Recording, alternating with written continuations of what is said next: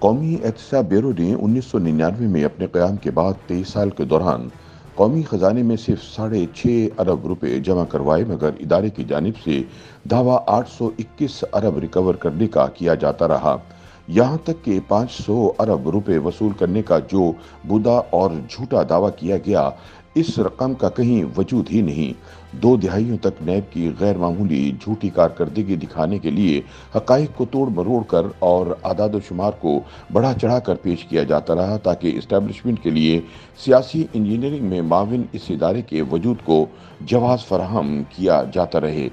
Senior صحافی انصار عباسی کی ایک رپورٹ کے مطابق نیب نے دعویٰ کیا تھا کہ سابق چیئرمین نیب جاوید اقبال کے دور میں 500 ارب روپے ریکور کیے گئے، تاہم چیئرمین کے دعوے کے برعکس اس ریکور کردہ رقم کا کہیں وجود نہیں۔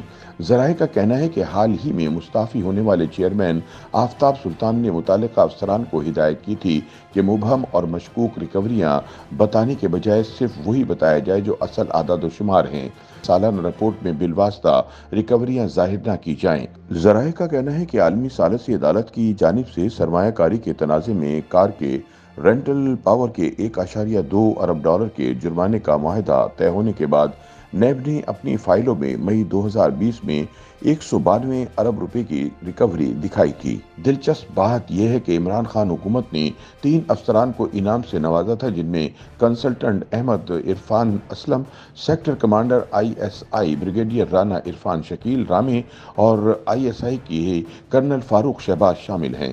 نیب دستاویزات کے مطابق کارکے نے حکومت پاکستان کے خلاف ثالثی عدالت میں مقدمہ کیا تھا۔ عدالت نے کارکے کے حق میں فیصلہ سنایا۔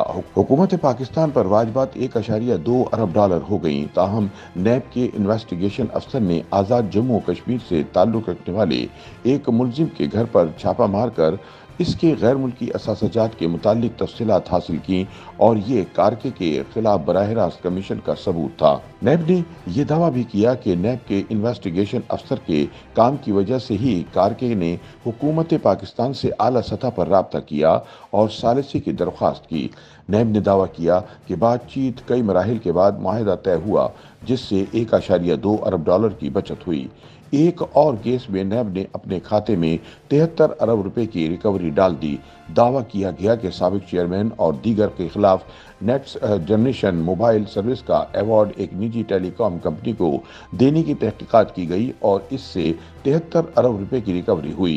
ایک اور کیس میں سپریم کورٹ کی جانب سے بحریہ ٹاؤن پر عائد کردہ جرمانے کا کیس بھی نیب نے بے شرمی سے اپنے کھاتے میں ڈال دیا۔ بیورو کی ریکوری فائل میں دعویٰ کیا گیا ہے کہ سپریم کورٹ نے ہاؤسنگ اسکیم پر نیب کی تحقیقات کی وجہ سے جرمانہ عائد کیا۔ نیب کی مداخلت کے بعد ہی یہ سب ہوا، لیکن حقیقت یہ ہے کہ اس کیس میں بحریہ ٹاؤن کی انتظامیہ میں سے نیب والوں نے کسی کو بھی کبھی طلب نہیں کیا تھا۔ فائل میں لکھا ہے کہ سپریم کورٹ کے حکم کی تعمیل کرتے ہوئے بحریہ ٹاؤن نے جون 2020 تک 52 ارب روپے ادا کیے، جبکہ 5.4 ارب روپے کی رقم بطور مارک اپ حاصل کی گئی۔ یہ سب نیب کی جانب سے ریکور کردہ رقم بتائی گئی ہے۔ ایک اور کیس میں نجی ہاؤسنگ اسکیم اور اس کے متاثرین کے درمیان ہونے والا ثالثی معاہدہ عدالت کے ذریعے ہوا، لیکن نیب نے اسے بھی اپنی ریکوری کھاتے میں ڈال دیا اور بتایا کہ 16 ارب روپے ریکور کیے۔